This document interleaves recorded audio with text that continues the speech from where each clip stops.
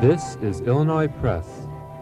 This week, a discussion of AIDS education and prevention with Father Robert Berry, visiting professor of religious studies at the University of Illinois, and with Jerry Carden, former chair of the Gay Community AIDS Project, which serves the East Central Illinois area. They'll be interviewed by Robert Reed of Illinois Times and by Pete Borick of WDWS Radio. Your moderator is Bob Brucker. As the salvos continue in the so-called holy wars among the TV evangelists, noticeably the traditional religious spokesmen have kept their distance and silence, and that's quite understandable. Yet that's not to say that there aren't some concerns among the more traditional religious approaches. Later this year, Pope John Paul II will make his second visit to the United States, and while large crowds are expected to be receptive, there will be a few people who have a thing or two to say to Pope John Paul II. Father Berry, I think you know what I'm leading to. The concept of sexual restraint, the church is pushing that concept a lot right now. Yes, they are. Why now, and certainly is it a difficult move for the church at this point in time? Well, I think the church is promoting sexual restraint now primarily for two reasons. First of all, it's very seriously concerned about preventing the spread of the AIDS epidemic. This, I think, is its primary concern. This epidemic is clearly becoming one of the worst epidemics we've seen in modern history. And the church's fundamental concern is to stop this epidemic as quickly and as soon as possible. The only certain way that we know of stopping the spread of this epidemic is by stopping extramarital relations. And it's primarily, it seems to me, through the breakdown of monogamy in the past 2 or 3 decades that this epidemic has really spread. The church is promoting this, I think, primarily to save innocent people from being killed by this epidemic. Secondly, I think that the church is very much concerned about gaining legitimate and proper health care for AIDS patients. I think there's a very real possibility that very serious discrimination against the victims of the AIDS epidemic could break out in coming years. And I know as a fact that many in our church are very concerned that AIDS patients will be denied the rightful medical care, the rightful health care that they deserve.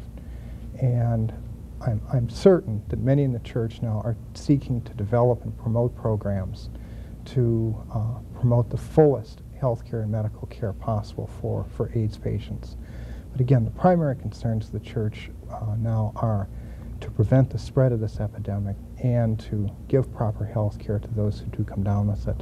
Now, you raised the issue of discrimination, and there are many gay Catholics in this state and around the country who would say, then why doesn't the church open with welcome arms gay Catholics, and instead of distancing yourself, make them more welcome? I think the church does welcome gay Catholics. It does not condemn them as Catholics. What it does not accept is are certain homosexual actions. It rejects them as being more immoral. It argues that these actions have not been accepted throughout Orthodox Christian history from the very earliest times. And it's not rejecting the gay Catholic as much as it's rejecting the actions, the homosexual action, as being immoral and unethical. But the church is not rejecting the gay Catholic. The church is not condemning the gay Catholic. What the church is calling the gay Catholic to do is to live fully responsible Catholic life as a gay man or a gay woman, to be fully responsible to the moral demands, the sometimes hard demands of the gospel as the church has taught them through centuries. Jerry Carden, you represent the Gay Community AIDS Project. Correct. You're hearing this. How does this sit with you? Well, I think that we need to look at what's realistic. I think that talking about abstinence or monogamy is certainly, we need to do that. We need to educate people that that is one of the options, but we also need to realize that not everyone is going to accept that people are very sexual beings, that they are going to have sex, and that it's also as important for us to educate them how to do that more safely. And I think through studies we have found that through the use of condoms that is possible. And I just think that we need to make open a number of options to people, because it's unrealistic as far as I am concerned. I can't speak for the entire gay community, but I think it's unrealistic to just tell people to not have sex. Also, throughout the past few decades where we have had less monogamy, as Father said, we've had a number of people out there having sex with other people, heterosexual and homosexual, and therefore having been exposed to the AIDS virus, especially during the past 6 years. And these people have the possibility of taking it back to their partner. So therefore, you know, just the monogamous relationship, even if you attempt to adopt that now, is not going to protect everyone from the AIDS virus. Now, I know Father wants to jump in here in a second, but I have to follow up and say, some people have been saying it's a long overdue lifestyle change for the gay community. It's a shame that the AIDS epidemic has caused it, but there was a desperate need for a change in lifestyle approaches anyway. Personally, I can agree with that to some extent, that I think that there is always something to be learned from hardship, and I think that that's something that the gay community is looking at hard and fast right now in terms of changing lifestyle behaviors. And I think that through the decrease in venereal disease rates, especially in the larger cities, San Francisco, New York, Houston, shows that the gay community is, in fact, changing their lifestyle behaviors, because there's a decreased incidence by 85 to 90% in some of these communities in reported incidents of rectal gonorrhea. And so we see that there is a change. We also see that there is more pairing of people within relationships. And so I think that there is a change. Father Barry? Yeah, I don't think the church should accede to these demands of certain groups that it must allow and must morally permit the use of condoms. It shouldn't do it for this reason. First of all, we're in the era of a new Victorianism.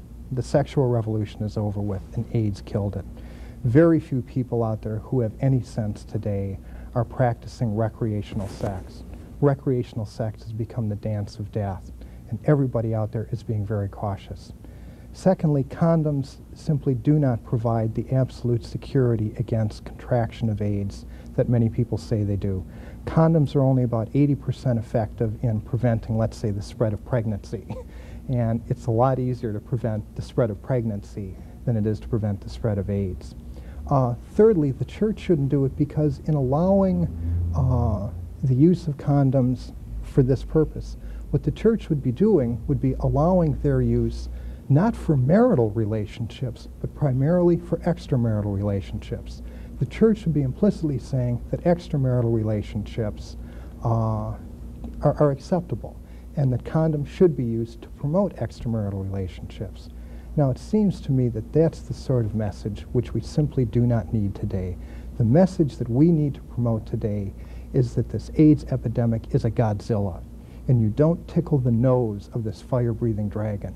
You stay as far away from it as you possibly can. Father, And the only way in which you can do that you can really protect yourself, is simply by not coming into contact with possible carriers. That's the only way of protecting yourself from it.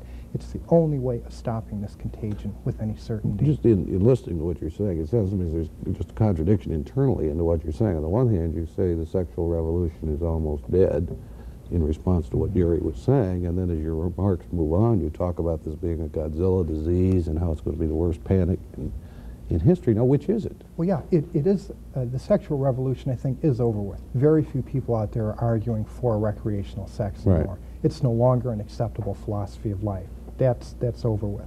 I think it's also over with in the sense that our young people are now just much more careful about any sort of encounters that they have why with are you people. so worried about this becoming so much larger than it is now?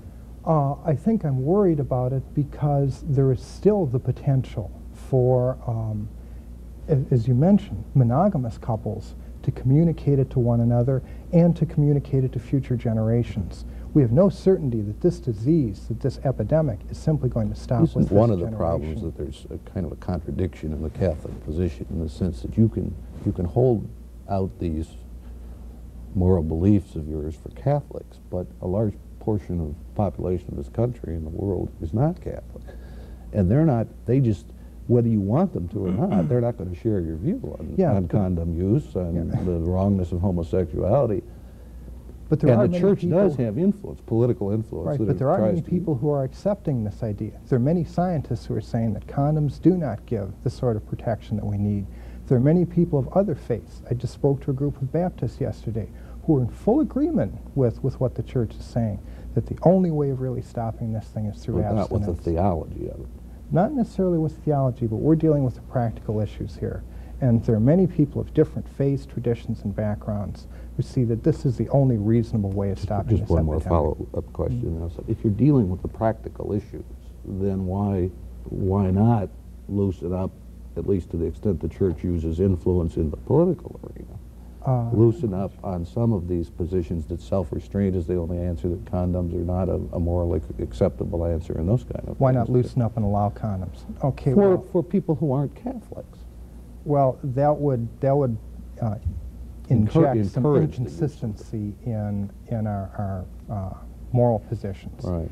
And I think the church doesn't loosen up because it sees that its teachings, certainly on this issue, are valid for all people. They're legitimate for all people. If you really want to be protected from AIDS, the best way of doing it is by simply abstaining from any sort of sexual contact with a possible carrier of the disease. That's not just a Catholic position. That's just a reasonable position in the face of, the worst public health catastrophe we've seen in decades, if not centuries. But it doesn't deal with what Jerry said, that there are a lot of people who are sexual and are going to remain sexual, whether the church approves or not. I'm not sure that there are that many people who are still so enthusiastic over widespread sexual activity. My sense is that most everyone, except the most irresponsible, the swingers and the really promiscuous, heterosexuals and homosexuals, most everybody, I think, has gotten the message on this epidemic. And the idea of real widespread sexual freedom, I just don't think is a viable position that people are holding today. Jerry Carden, you want to jump in here? I want to ask you about that. Have they gotten the message? I mean, I hear reports all over the country that bathhouses and free sex and all the fun party imagery that we hear about in the gay community, has it changed completely? Some places are closed, some things are still happening behind the scenes. There has been a closing of the gay bathhouses. I think that some of the gay bathhouses that are still in operation are making a change in their focus in terms of other activities that they have available there, or promoting safe sex practices if sex is still happening within those places. I don't think the message is out there yet. And I think especially within the heterosexual community, the message is not out there because of the early press coverage that we had regarding the AIDS epidemic, because it was true that back in 1981 and 1982 it was seen as primarily a gay-related disease. People have this in their head that it's a gay-related disease and I don't need to worry about it. And I think that there are a number of people out there that do need to worry about it, especially these women that are married to men that they have no idea what their other side of them is doing. A lot of these bisexual men who may not even see themselves as bisexual, out having sex on the side from the marriage, whether it be with another woman or another man, and then bringing that back to the relationship. These men are not going to be open with their spouse. And I just think that people are kind of deluded into thinking that they're safe. All right, but conversely, is your organization trying to tell people, look, restraint is important across the board, no matter what your sexuality is? I don't get the impression that that's really the clear message coming from your group. I think that our group, I am active with the education committee of GCAP, and I think that we try to give a balanced message. I think that we try to give the message that if you're going to have sex, do it safely, and that includes the use of condoms, a number of other practices. But I think that we also talk about abstention as an option. We talk about monogamy as an option. But again, as we talked about, even if a person decides to opt for monogamy now, they still need to be involved in safer sex. Yeah, but isn't that point that you're making, that if you're going to have sex, do it safely, isn't that like saying to a teenager, if you're going to try cocaine, do it safely? I mean, the problem with with even one use of cocaine is that you risk becoming totally addicted to it. The problem with one venture into a sexual encounter with a person who's possibly infected is that you really run the risk of contracting AIDS. Isn't really the morally responsible position to say, don't even put yourself at risk. Just as we say with, teenagers, don't even put yourself at risk of becoming a cocaine addict by even trying it. Isn't that really what we should be saying? Don't even put yourself at risk. Don't go out and play in the freeway. Don't tickle the dragon's nose. I just don't think that's realistic. Well, but are you behavior. talking about self-restraint questions here? I mean, are you saying people don't have the ability to be self-restrained? No, I'm not saying that some people, I don't think we can lump all people into a category. I think there are people that are out there that are going to say having sex is more important to me than the 10% chance that I might catch AIDS. Well, I think it is realistic. I think if we start showing people what death from AIDS, what the final stages of AIDS is really like, if they actually see how ghastly this disease is, they're going to say, well, maybe I can restrain myself a little better. I don't think a lot of people really know how horrendous this disease is. But Father, isn't it hard to say that nowadays? I mean, we hear a lot about it. We see a lot of examples. Aren't you saying here that the church is trying to dramatize the negative effect and not necessarily invite these people back? We're trying to dramatize the negative effects of this disease precisely so that people will be much more careful and will not even put themselves at risk of contracting the disease. We want to dramatize it for their own good, so that they don't put themselves at risk. I think that's why we're doing it. Pete? Father, how do you feel about other religious leaders who say that AIDS is God's punishment against homosexuals and those who engage in promiscuous sexual activity? I don't believe that from a Catholic perspective for this reason. It seems to me that what AIDS is telling us is that nature is telling us something. It seems to me that we are by nature monogamous creatures. And when monogamy breaks down, nature has its ways of forcing us back into monogamous relationships. I mean, look what happened. In the early 60s, the sexual revolution began, and that's when extramarital affairs, non-marital sex, became very common.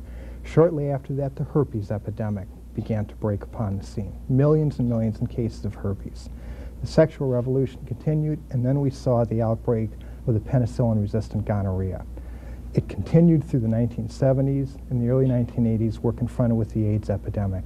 It seems to me that what nature is telling us is that we have gone too far beyond the boundaries of monogamy, and what nature is doing is threatening those who don't respect the natural monogamous character that we have. I don't think God is necessarily doing it, or I'm not sure about that. I am rather certain, though, that nature is telling us something about our practices of the past 3 decades. Jerry, how would you feel about it? Personally, I don't believe in the kind of a God that pulls puppet strings and says, well, you're doing this, so I'm going to punish you or zap you with this dread disease. If we take that kind of approach, do we say that breast cancer is God's scourge against women because women primarily are the people that get breast cancer, or sickle cell anemia is God's scourge against blacks? If we follow that kind of reasoning, then lesbians must be God's chosen people, because lesbians essentially do not get AIDS through the practices that lesbians normally engage in. So, when I hear those kinds of things, I just cringe, because if you follow that line of reasoning, you're believing in a very vindictive kind of God and not a loving God. Yeah, I think this is more a phenomenon of nature rather than any sort of divine punishment. How much do you bring God into your discussions, Jerry? I mean, you deal with people who are diagnosed, people who realize they're going to die, possibly, unless a cure is found, and we all know that efforts are being made in that area, but they're slow in coming.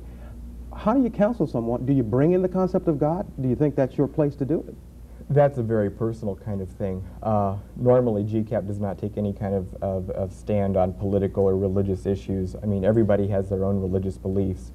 The Buddy Project arm of the Gay Community AIDS Project, and the Buddies exist to provide services and support for persons with AIDS or ARC, and for the loved ones of those people. And if a person does need spiritual counseling, if they want to talk about their spiritual beliefs, if they would like to meet with a pastor locally who espouses their kind of background, then we try to arrange for that if at all possible, because we try to see that we take care of the person in a holistic sort of way and look at the spiritual side of things as well as their physical needs. Correct me if I'm wrong, but this is what I'm hearing. On one end, we're changing a lifestyle that was predominantly hedonistic, and we're going to a holistic now attitude after the fact. Is that realistic? I don't know if a hedonistic lifestyle is the best way to describe the entire gay community. I think that as with any group of people, there are certain percentages that you could say are a hedonistic type of person or individual. But I think that there are also people within the gay community that have definite spiritual beliefs and values and a moral sense to them. And I don't think that we can lump gays into a category and say all gay people are like this. And I think that it's very important to point out that there are a number of people who are gay-oriented that are involved in the religious denominations, not just Catholic, because, you know, there are a number of gay Catholic priests. Father, And I'm sorry, go ahead and finish. you know, a number of people within the church, no matter what kind of background or denomination, have been homosexually oriented. Well, I'm curious, this is a heterosexual disease we're learning, not just a homosexual disease. I'm curious, there apparently can be contracted quite easily from prostitutes who have been drug users. There surely must be in the urban centers of the United States some Catholic males, at least, who've used prostitutes and contracted this, who are married. How does the church counsel a Catholic family handling a situation like that? Where the husband has contracted AIDS and which he surely may must give have it to his happened patient. somewhere in this country. I don't know. I myself have not had any experience with those cases, but I think morally, I think what the church would say would be that the wife has a right to protect her health from the husband, and she would have a right to refuse to have sexual relations with him. And I think it would probably argue even further that the wife would have a right to protect her children, or potential children, from contracting AIDS or What would contracting happen AIDS in the virus. divorce issue and the church's position on that? In the divorce issue? Well, I don't think, would- the church would say they necessarily have to get divorced because the husband has AIDS or is contracted and become infected. I think they would say is that the wife could simply refuse to have sexual relations with him, even though they could remain married. They wouldn't have to necessarily divorce, though. Would the church ever consider approving the use of condoms in a situation like that? I doubt it. I doubt it. But even there it would seem reasonable, because you say the church would be concerned about the wife and the children. Wouldn't there be an argument there for the woman? Well, there would be an argument. There certainly would be. But, and it would be an interesting argument because the purported purpose of using condoms there would be to protect the health of the wife. And the intention might not be fully contraceptive as much as it would be medical. But if you look at the tradition of the church on this sort of issue, and the church has faced issues like this for centuries, these health issues, and traditionally it's argued that contraceptives or condoms were not permissible in circumstances similar to this. So I doubt that I doubt the church would permit it in its official teachings. I wanted to ask both of you about the issue about AIDS education in the schools, especially with the church's view on premarital sex. Do you just favor schools just teaching abstinence, or the whole range of the issues with condoms? And I favor the schools teaching abstinence precisely because it's abstinence that's going to protect our kids most of all. That's really, again, our concern here, is protecting children, spouses, and men and women from contracting this disease. Our aim is not to, quote-unquote, impose Catholic doctrine. Our aim is to protect the members of our society from contracting this plague. And I would be in favor of, and I think most in the church would be in favor of, teaching simply abstinence because it simply eliminates risk. And let's remember how this thing started. It seems as if the AIDS epidemic started precisely because the prohibitions against extramarital sex broke down about 3 decades ago. And that's really the heart of the issue. That's what has to stop. We have to reestablish the prohibitions against extramarital sex. But AIDS will kill us if we don't. as the parent of teenage kids, just television advertising, when you watch it these days, I mean, for Pepsi Cola and a whole variety of other products, are really based toward young people and trying to appeal to their concerns about sexuality.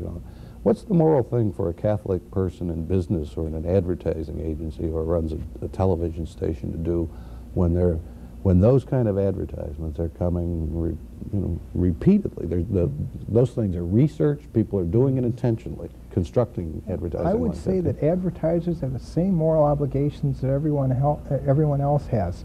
They are not to use, sex as a means, to sell their products, if that is going to lead people into very risky situations.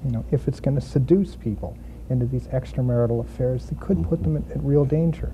I think there are very serious moral problems with, advertising using these sexual enticements to sell their products, because, the immature and the emotionally unstable misread those, and, they're led into actions which can be very harmful for them. And I think, our advertising industry should take a good look at its practices in light of this epidemic, if that is in fact the case.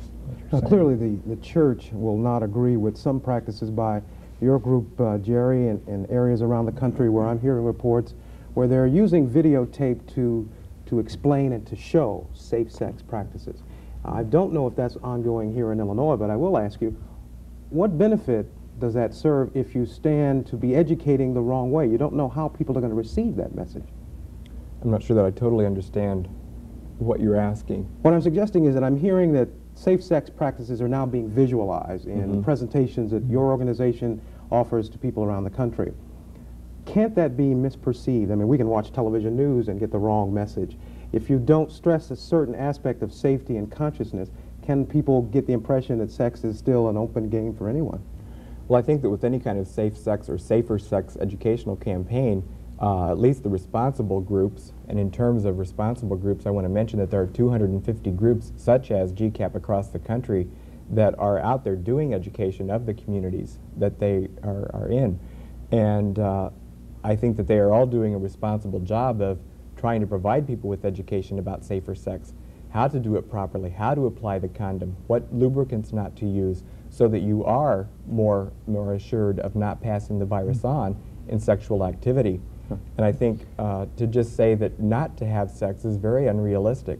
I'd like to think that we take more of a grassroots approach and realize that there are some people out there that are not going to choose abstinence. I'm sorry, I can't agree that it's unrealistic. Teenagers started practicing extramarital sex with great regularity a number of years ago, precisely because adults told them it's not wrong, it's okay, it's a way to be fulfilled. It's not unrealistic to now start saying, oh, you can't do that, it's too dangerous. They'll get the message. And I think these advertisements showing, this quote-unquote safe sex are educationally dangerous, because we've got to remember that young people are not going to understand those things in the way that mature people will. And they're going to read those things differently. And it's very dangerous to broadcast those, I think. Father, I must interrupt. I want to thank you, gentlemen, for joining us. Sorry we don't have more time. Thank you for joining us. We hope to see you again next time.